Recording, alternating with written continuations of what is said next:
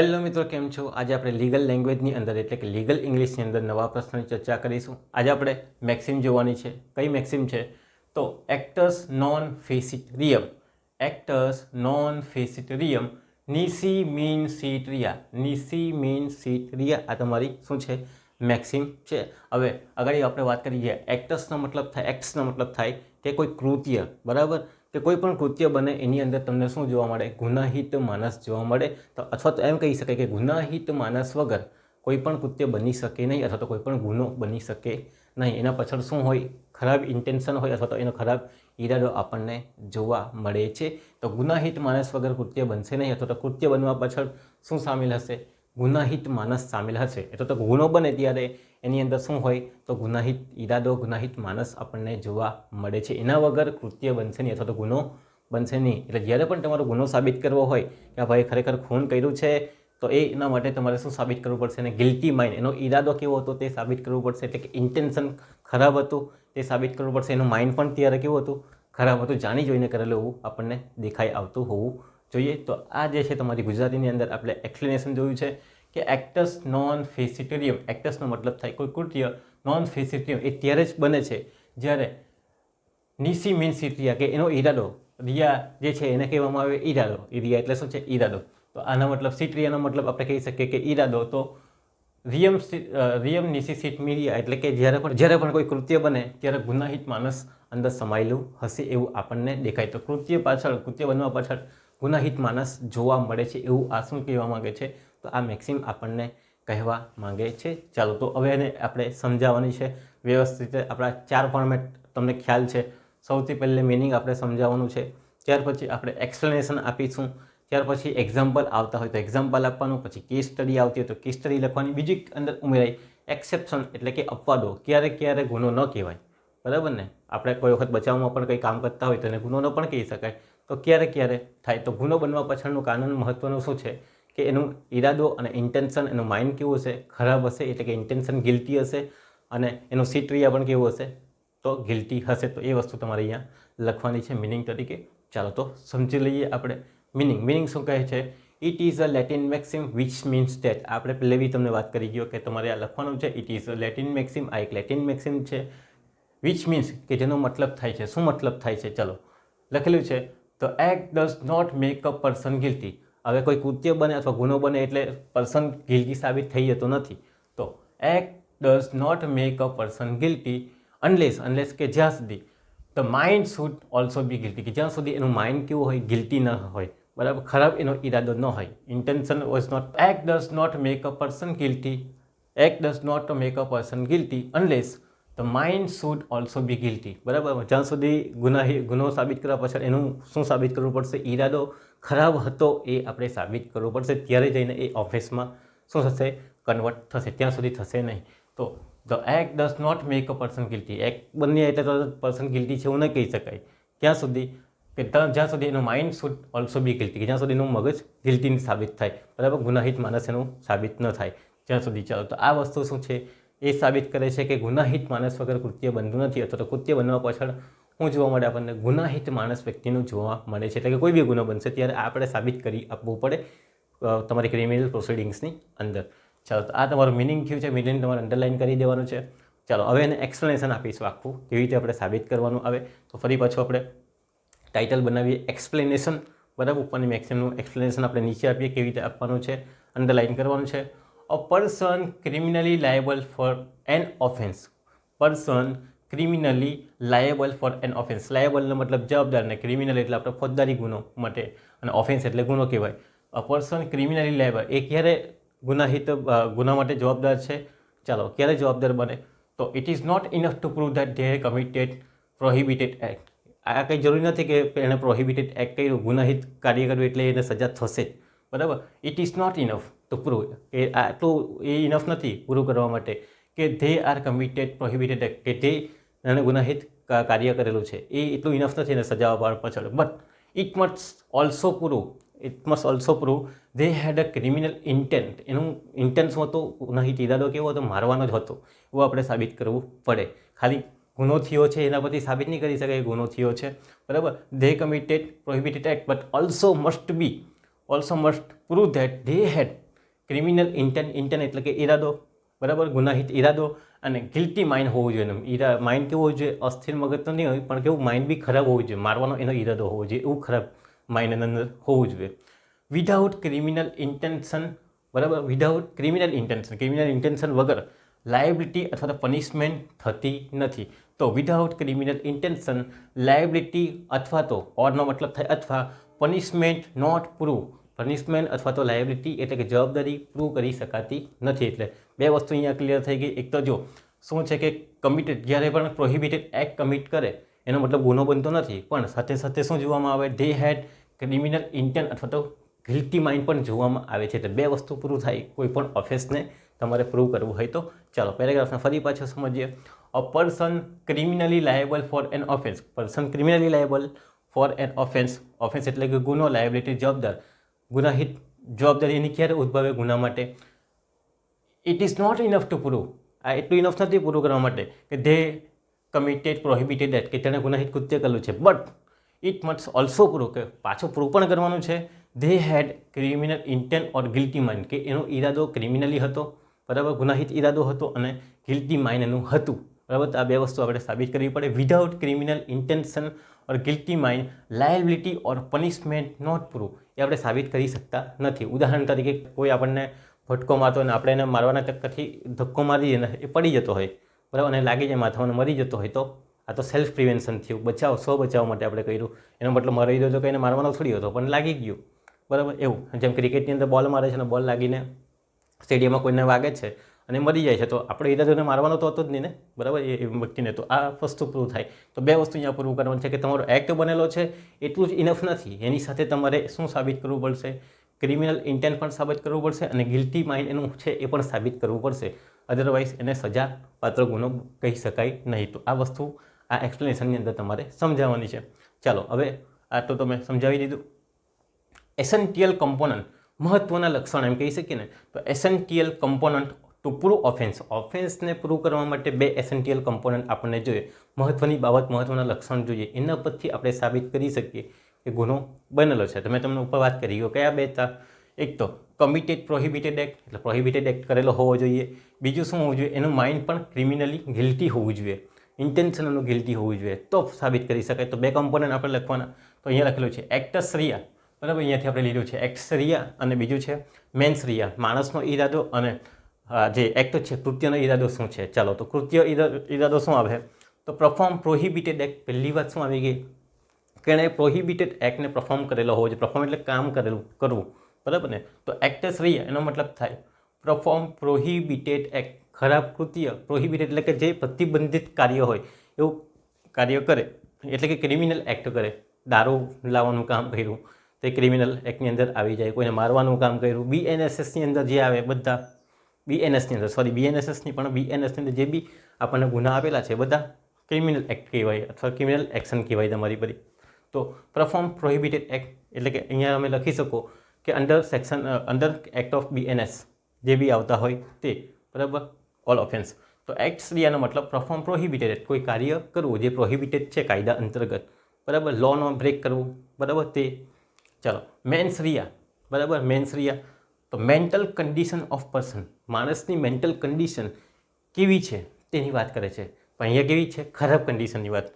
Intention, knowledge, guilty mind અહીંયા બતાવે છે કે સારો બચાવથી કરેલું છે કે ખરાબ બચાવથી કરેલું છે, બરાબર. તે કોઈ પેલો ભટકો મારે છે અને મેં એને ધક્કો મારું છું તો બચાવના ઈરાદે છે. કોઈ વ્યક્તિને મારી રહ્યો છે અને મેં પછાડી પકડવા જાઉં છું અને એને પડીને લાગી જાય છે, તો મારો ઈરાદો કેવો છે? મારી મેન્ટલ કન્ડિશન વર્ષ કેવી છે? સેફ છે. તો અહીંયા મેન્ટલ કન્ડિશન આપણે ખરાબ સાબિત કરવાની છે તો ગુનો બને. તો અહીંયા ખરાબ હોય તો જ થાય. તો mental condition of person, intention કેવું જોઈએ? ગિલ્ટી હોવું જોઈએ, બરાબર. ગિલ્ટી અથવા તો કયો માઇન્ડ છે? ગિલ્ટી માઇન્ડ, અથવા તો ઇન્ટેન્શન વોઝ ક્રિમિનલ. આ વસ્તુ અહીંયા બતાવે. તો મેન્ટલ કન્ડિશન કેવી હોવી જોઈએ? ખરાબ હોય તો આ ગુનો બને, નહીં તો નહીં બને. ચાલો તો મેન્સ રિયા શું બતાવે છે? મેન્ટલ કન્ડિશન ઓફ પર્સન કે જે કેવી છે? ઇન્ટેન્શન ઇઝ રોંગ અથવા ઇન્ટેન્શન ઇઝ વોઝ ગિલ્ટી એવું બતાવે છે. તો આ વસ્તુ તમારે અહીંયા એસેન્ટિયલ કમ્પોનન્ટ તરીકે લખવાની રહે છે. ઓકે, તો એક્ટસ રિયા એટલે perform prohibited act under BNS. Mens rea mental condition of person, તેની અંદર ગિલ્ટી ઇન્ટેન્શન હોવું જોઈએ અને ગિલ્ટી માઇન્ડ હોવું જોઈએ. નોલેજ બી એને કેવું હોય છે? ખરાબ. એને બધું નોલેજ તો છે પણ ખરાબ નોલેજ હોય છતાં ખરાબ ઈરાદાથી બધું કામ કરે છે, એને કહેવામાં આવે ગિલ્ટી માઇન્ડ. ઓકે, તો આ બે વસ્તુ અહીંયા એસેન્શિયલ કોમ્પોનન્ટ તરીકે લખવાની આવે. હજુ આપણે લખીએ કે આ ક્યાં યુઝ થાય, આ ક્યાં સાબિત કરવા માટે યુઝ થાય, તો તમે જાણી ગયા છો કે ક્રિમિનલ પ્રોસિડિંગ્સની અંદર વધારે થાય, બરાબર, ગિલ્ટી ઈરાદો, કારણ કે ત્યાં ખરાબ કૃત્યની વાત પણ છે અને ખરાબ ઇન્ટેન્શનની વાત પણ છે. તો this maxim use in criminal proceedings in court, બરાબર, ક્રિમિનલ પ્રોસિડિંગ્સની અંદર થાય. તો this maxim is use in criminal proceeding in court, કોર્ટની જે ફોજદારી પ્રક્રિયા ચાલતી હોય ત્યારે આ મેક્સિમ યુઝ થાય. ટુ પ્રૂવ ક્રાઇમ, શાના માટે? ક્રાઇમને પ્રૂવ કરવા માટે, બરાબર. નહીં તો સાંભળેવાળો તો હું બચાવ લેશે, મેં તો ભૂલથી જ કરેલું છે, મને ખબર જ નહીં હતું કે આવું કંઈ બનાવ બને, મારા તો થાય, બરાબર ને. એટલે ત્યાં સૌ બચાવ માટે ઉપયોગ કરતા હોય એટલે ત્યાં સાંભળેવાળાને પ્રૂવ, આપણે ગિલ્ટી પ્રૂવ કરવા માટે આ બે ઇન્ટેન્શનની જરૂરિયાત પડે. This maxim use in criminal proceeding in court two prove crime, both element એટલે કે આની વાત, both essential element, intention, guilty mind, criminal act are required as evidence. પુરાવા તરીકે શાની જરૂરિયાત પડે? તો પહેલી જરૂરિયાત પડે એલિમેન્ટ એઝ ઇન્ટેન્શન, ઈરાદો કેવો હતો? તો ગિલ્ટી ઇન્ટેન્શનની જરૂરિયાત પડે પહેલી તો. પણ સાંભળેવાળાને બચાવવા માટે શાની જરૂરિયાત પડે?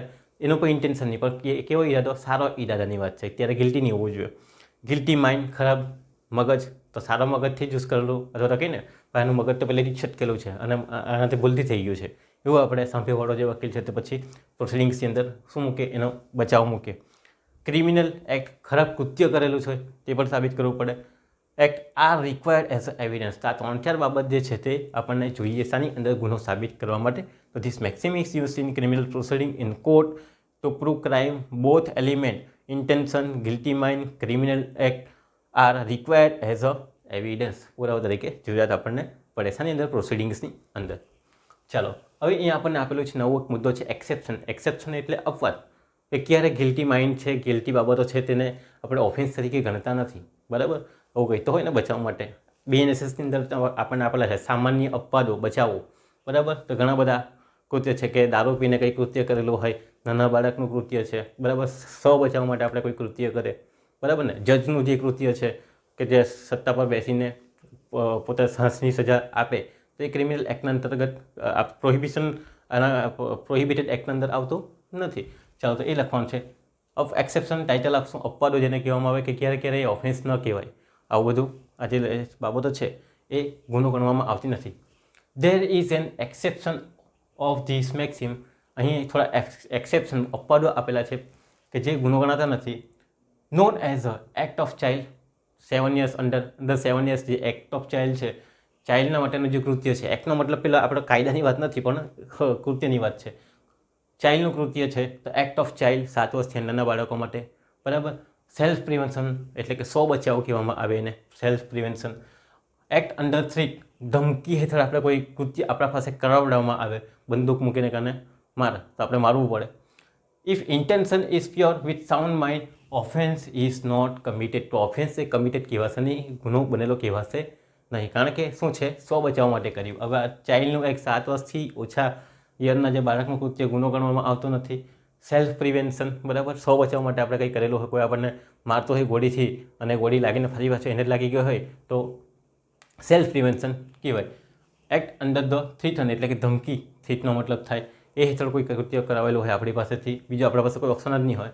ઇફ ઇન્ટેન્શન ઇઝ પ્યોર, હવે ઇન્ટેન્શન આપણો કેવો છે? સારો છે, બરાબર, સાઉન્ડ માઇન્ડ છે, બધું જાણીએ જ છીએ, તો ઓફેન્સ કમિટેડ ન થાય. તો આ 3-4 કૃત્યની અંદર ન થાય, બરાબર. ચાલો, જેમ મેં તમને કીધું, વર્કિંગ જજનું જે ડિસિઝન આપવાનો જે વર્ક છે, બરાબર, કામ છે, ત્યારે પણ શું છે એ શાની અંદર આવે? એના કામના અંડરમાં આવે, તો એ પણ અપવાદની અંદર જતું રહે. ચાલો, ફાંસીની સજા કરે તે કંઈ પ્રોહિબિટેડ એક્ટ થોડી કર્યું છે, એનું ઇન્ટેન્શન ગિલ્ટી થોડી છે, પણ એને ગુનો કર્યો છે એટલે એને સજા આપવાનું કામ જજનું હોય. તો તે રીતે અહીંયા પણ એક્સેપ્શન આપણને જોવા મળે. BNSSની અંદર ઘણા બધા પદો આપણને આપેલા છે, તે અહીંયા આપણે લખી દઈએ કે પણ આપણા માટે આટલા 3 ઇનફ છે. તો there is an exception of this Maxim known as a act of child, self prevention, act under threat, if intention is pure with sound mind એટલે કે શાંત મગજ, સારી રીતે હોય તેવો મગજ, ઓફેન્સ ઇઝ નોટ કમિટેડ, ત્યારે ગુનો બનતો નથી, અથવા તો ઓફેન્સ ઇઝ નોટ પ્રૂવ, એવું કહી શકીએ આપણે, બરાબર. ચાલો, હવે એક્ઝામ્પલ આપણે આપવાનો છે, તો એક્ઝામ્પલ આપી દઈએ. ચાલો, person A pulls the trigger of gun to kill another person B. એક વ્યક્તિ એ છે પુલ કરે છે, એટલે કે બંદૂકની નીચે નળી ખેંચે છે, ટ્રિગર કહેવામાં આવે ને, બરાબર. પુલ ટ્રિગર એટલે કે ખેંચવું, ઓફ ગન, ગન જે છે એની જે ટ્રિગર છે એને દબાવે છે to kill another person, to kill another person B, B નામનો એક બીજો વ્યક્તિ છે એને છોડે છે with intention of killing B. Intention શું છે? એનું મારવાનો ઇન્ટેન્શન છે. And the person B is dies, અને ગોળી છોડી દે છે અને પર્સન બી મરી જાય છે. ચાલો હવે અહીંયા મારે કંઈ કહેવાની જરૂર છે? સીધું દેખાય છે કે બંદૂકથી ગોળી મારે એટલે સામેવાળો મરી જાય, પ્રોહિબિટેડ એક્ટ છે. ઇન્ટેન્શન શું હતું? કિલિંગ કરવાનો હતો, મારવાનો જ હતો, એને પતાવવાનો જ હતો. તો આ બધી વસ્તુથી આપણે પ્રૂવ કરી શકીએ કે સામેવાળો શું છે, એનું માઇન્ડ ગિલ્ટી છે, એનું ઇન્ટેન્શન પણ ગિલ્ટી છે, અને પ્રોહિબિટેડ એક્ટ પણ કરેલું છે. ચાલો તો ફરી પાછું, a person a pull the trigger of gun to kill b with intention of killing b and the person B is dies. The example clearly say, આ એક્ઝામ્પલ આપણને શું ક્લિયરલી શું સે કરે છે? A person A perform prohibited act. પહેલે શું perform કર્યું? Prohibited act. કારણ કે ગોળી મારવાથી સામેવાળો મરી જાય એ તો ખબર જ હોય દરેકને, બરાબર. આ મગજ સાઉન્ડ માઇન્ડ આપણું છે. વિથ ગિલ્ટી માઇન્ડ, બરાબર. ચાલો તો હું prohibited act with guilty mind. Guilty mind તો મગજ કેવું હતું? સામેવાળાને પતાવવાનું જ હતું, અને પ્રોહિબિટેડ એક્ટ એને કર્યું એટલે કે ગિલ્ટી માઇન્ડ છે. મગજ એનું કેવું છે? ખરાબ છે, બરાબર. ખરાબ એટલે કે પેલો મગજ ખરાબ નહીં, અસ્થિર મગજવાળું નહીં, પણ જાણી જોઈને મારવાનો ઈરાદો છે એવું આપણે કહી શકીએ. સો ઇઝીલી પ્રૂવ બી કમિટેડ ક્રિમિનલ ઓફેન્સ. બીએ શું કરેલું છે? કે ક્રિમિનલ ઓફેન્સ કરેલું છે. યુઝ ગન, બરાબર. યુઝ ગન પ્રોહિબિટેડ એક્ટ કહેવાય. પ્રોહિબિટેડ કામ છે, બરાબર.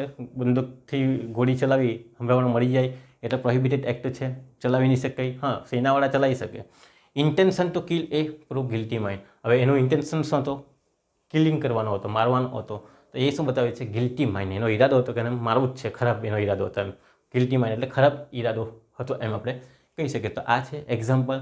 Person a pull trigger to gun to kill b and with intention to killing B and the person B dies. The example is clearly say person A perform prohibited act, underline થઈ ગઈ prohibited act ના નીચે, with guilty mind. એનો mind પર કેવું છે? Guilty છે, મારવાનો ઈરાદો હતો. સો ઇઝીલી પ્રૂવ બી કમિટેડ ક્રિમિનલ ઓફેન્સ. બીએ શું કરેલું છે? ક્રિમિનલ ઓફેન્સ કરેલું છે.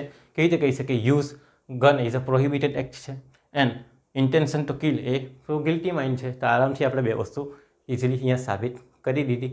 ઓકે, તો શું કહી શકીએ કે એક્ટસ નોન ફેસિટ રિયુમ નિસી મીન સિટીયાનો મતલબ ગુનાહિત માણસ વગર કૃત્ય બનતું નથી, અથવા તો ગુનો બનતું નથી. એ સાબિત આપણે કરી આપવું પડે. ગુનાહિત ઈરાદો અંદર હોય છે કોઈ પણ કૃત્ય બનવા પાછળનો. તો એક્ઝામની અંદર પૂછાય તો વ્યવસ્થિત મિનિંગ સમજાવવાનું છે, એક્સપ્લેનેશન આપવાનું છે, એક્સેપ્શન આવે તો લખવાના છે તમારી રીતે, અને એક્ઝામ્પલ હોય તો એક્ઝામ્પલ તમારે બનાવી દેવાનું છે તમારા મનની મરજી મુજબ. અહીંયા આપણે એકદમ ઇઝી બનાવી દીધું છે કે ભાઈ સામેવાળાને મારવાનો જ છે ગનથી, એટલે હું વાર્તા થોડી પતી જાય જલ્દી, એટલે આપણે બધું ખેંચ નહીં કરવું પડે લાંબુ. એટલે આરામથી આપણે એને લખી શકીએ, સમજાવી શકીએ, સામેવાળાને સમજ પડી જાય પેપર તપાસનારને કે શું કહેવા માંગે છે એક્ઝામ્પલ જોઈને. એટલે આપણું કામ તો મેન એ જ છે કે સામેવાળા આપણને વધારે માર્ક્સ આપે, આપણે આપણા શબ્દોમાં લખેલું હોય તો વ્યવસ્થિત લખી શકીએ અને માર્ક્સ વધારે કવરઅપ કરી શકીએ. તો પ્રેક્ટિસ કરવા માટે તમારે વિડીયો જોવાનો, વિડીયો જોયા પછી વ્યવસ્થિત વાંચવાનું છે, વાંચીને પછી તમારા શબ્દોમાં નોટ્સ બનાવી લેવાના છે. ઓકે, તો આ તમારે ધ્યાનમાં રાખવાનું છે. એક્ઝામ આવે છે તો તમારે આવી રીતે વ્યવસ્થિત તૈયારી કરવાની રહે છે. ઓકે, બીજા પ્રશ્ન સાથે આપણે ફરી પાછા મળીશું. ત્યાં સુધી તમારો આભાર.